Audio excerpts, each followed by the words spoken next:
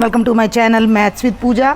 हम कर रहे हैं बेटा कक्षा 7 के विद्यार्थियों के लिए अध्याय 8 राशियों की तुलना की कार्यपुस्तिका। अगर अभी तक आप स्टूडेंट्स ने मेरे चैनल को सब्सक्राइब नहीं किया है तो बेटा सबसे पहले सब्सक्राइब करें। सब्सक्राइब करने का कोई पैसा नहीं लगता और आपको सारे लेक्चर्स फ्री में ही चैनल पर अवेलेबल हो जाते हैं। चलिए, मैंने 15 क्वेश्चन आपको अपने प्रीवियस लेक्चर्स में सॉल्व करवा दिए हैं और अब मैं करवाने जा रही हूँ प्रश्न संख्या 16। देखें ज़रा, 8 सेंटीमीटर व्यास वाली वृत्ताकार थाली की कीमत 10 रुपये है। ये एक थाली है जिसका व्यास 8 है। अगर व्यास 8 है तो त्रिज्या कितनी हो जाएगी? व्यास से आधी यानी 4 सेंटीमीटर। वैसे ही 16 सेंटीमीटर व्यास वाली वृत्ताकार, एक मिनट में थोड़ा बड़ा कर लूँ, थाली की कीमत 20 रुपये है। तो इसका व्यास 16 है तो इसकी त्रिज्या हो जाएगी 8 सेंटीमीटर। पहला प्रश्न है, छोटी थाली का क्षेत्रफल बड़ी थाली की तुलना में कितने प्रतिशत है?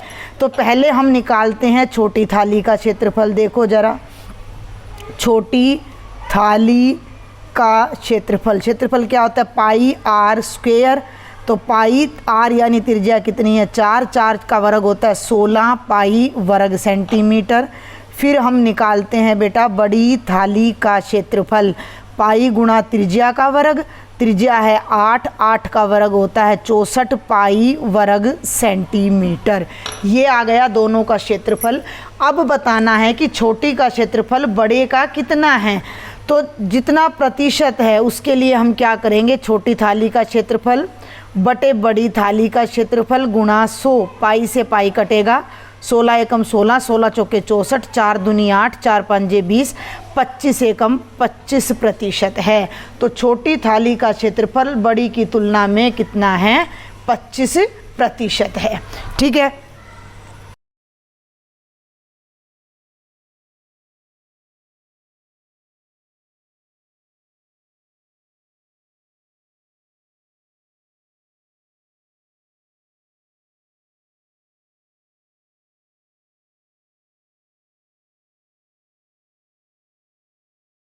का क्षेत्रफल 4 गुना है किससे?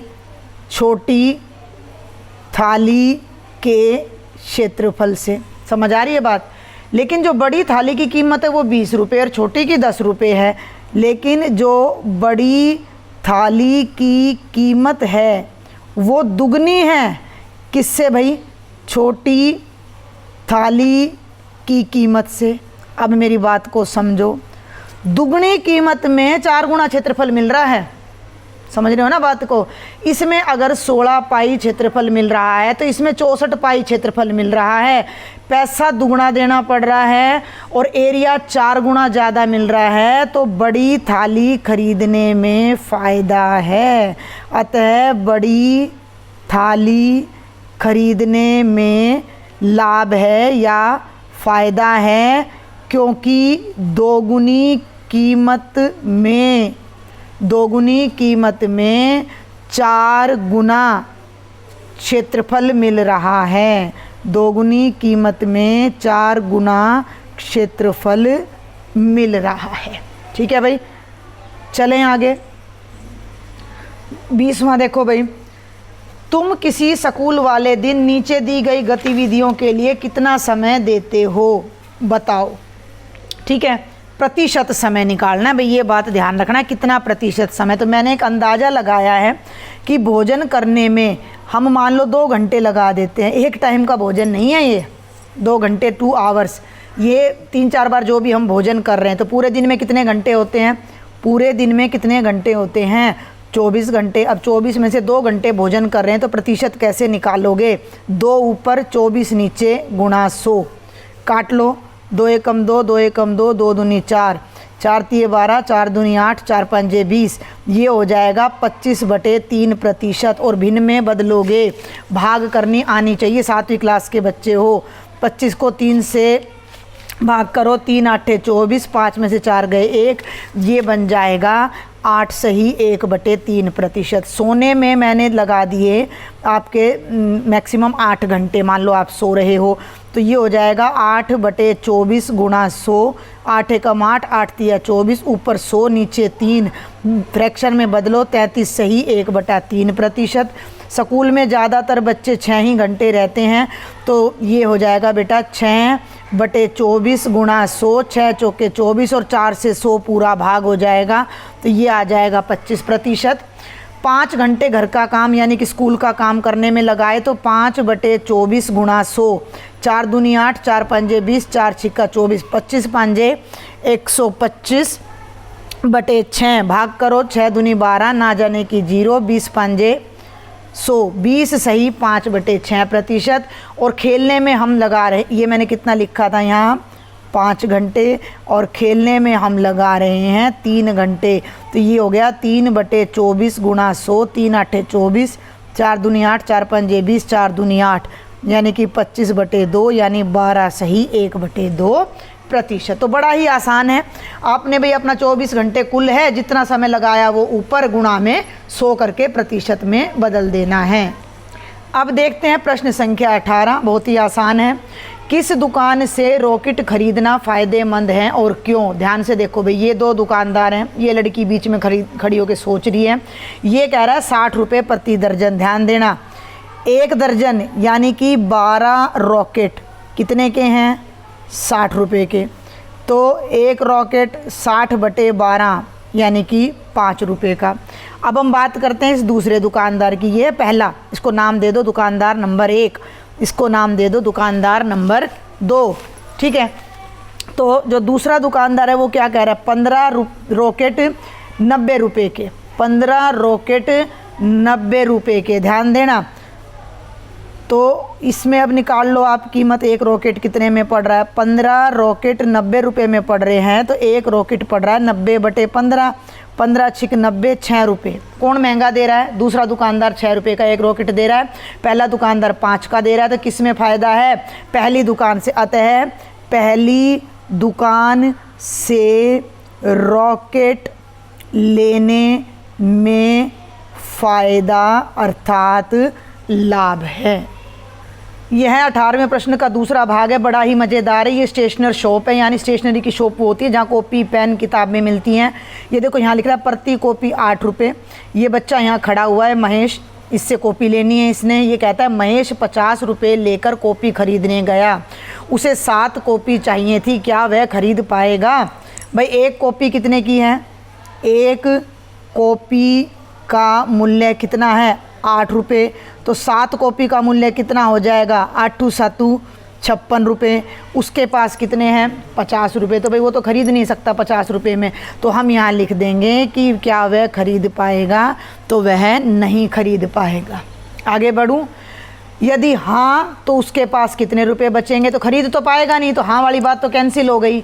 नहीं तो उसे कितने रुपए और चाहिए? तो यहाँ हम लिख देंगे उसे 6 रुपये और चाहिए। ठीक है, आगे बढ़ते हैं। यह 18वें प्रश्न का तीसरा भाग है।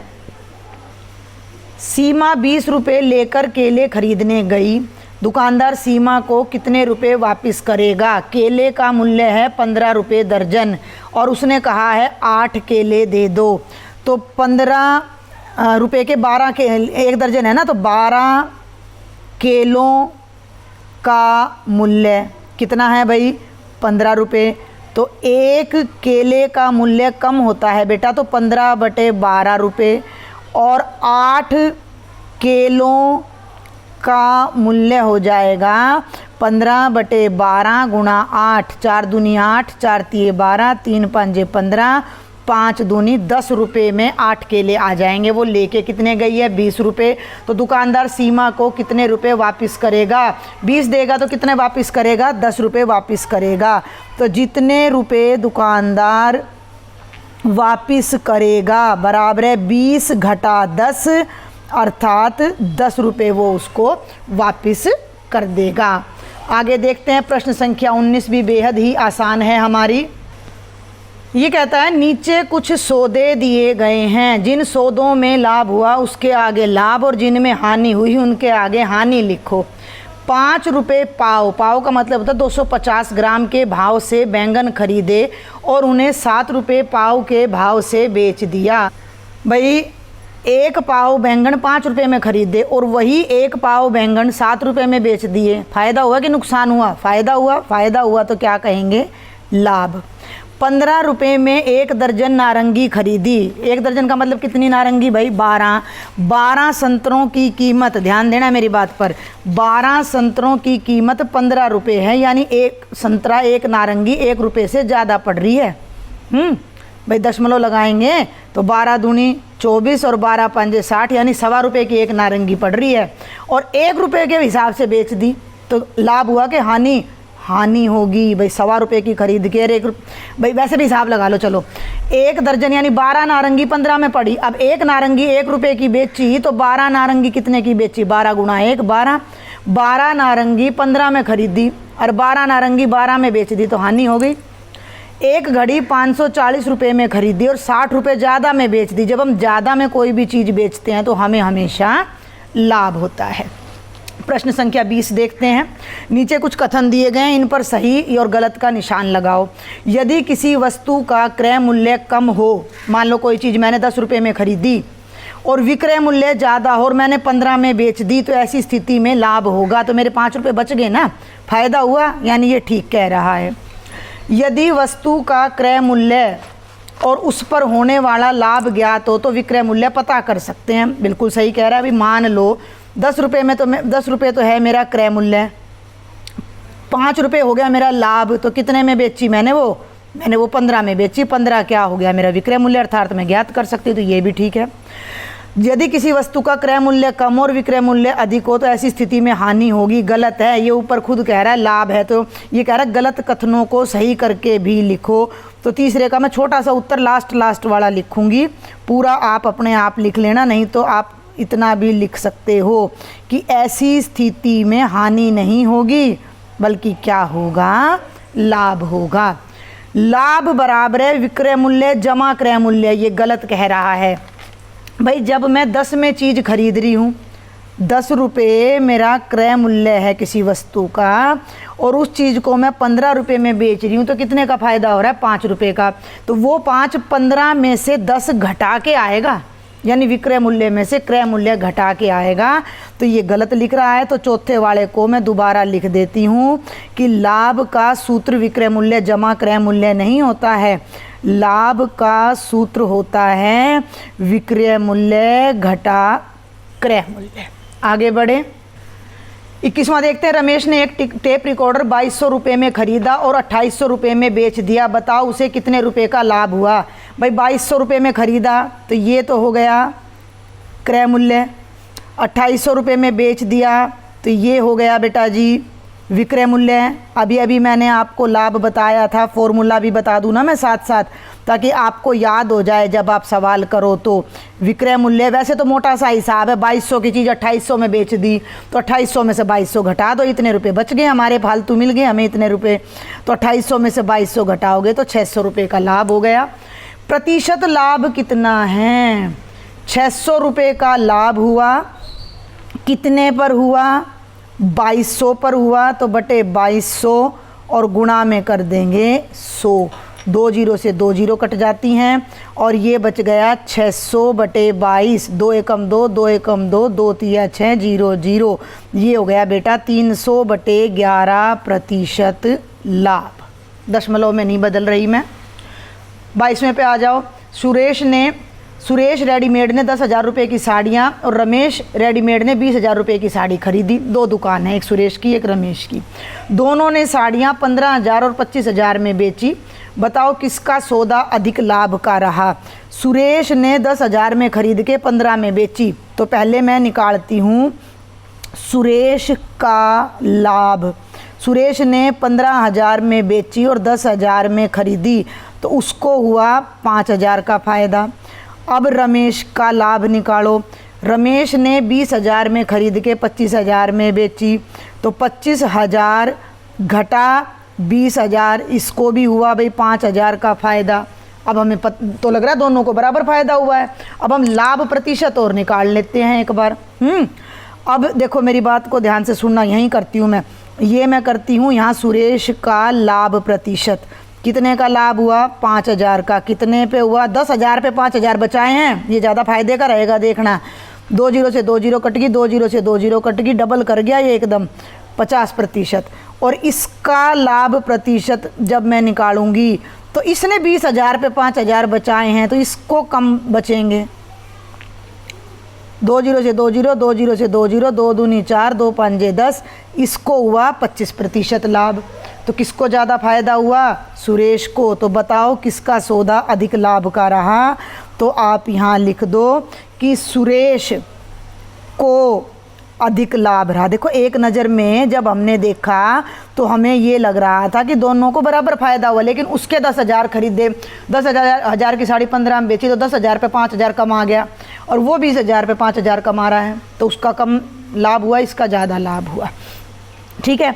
अब ये जल्दी से एक लाभ का सूत्र और आ जाता है। सूत्र का प्रयोग करके नीचे दिए गए प्रश्नों का जवाब दो। 23वां प्रश्न, लाभ प्रतिशत बराबर है लाभ गुणा क्रय मूल्य बटे 100। हमने भी यहाँ यही किया है। देख लो, लाभ था 600, क्रय मूल्य था 2200 गुणा 100। तो इस तरीके से हम लाभ प्रतिशत डायरेक्ट निकाल सकते हैं। अब 400 रुपये क्रय मूल्य है, 50 रुपये का लाभ हो रहा है, तो लाभ प्रतिशत क्या हो जाएगा? लाभ ऊपर 50 बटे क्रय मूल्य 100, 400 गुणा 100, 2 जीरो से 2 जीरो कट गई, 2 दूनी 4, 2 दूनी 4, 2 पंजे 10, ये आया बच्चों 25/2, जिसे आप दशमलव में भिन्न में बदलोगे तो 12.5% लाभ आ जाएगा।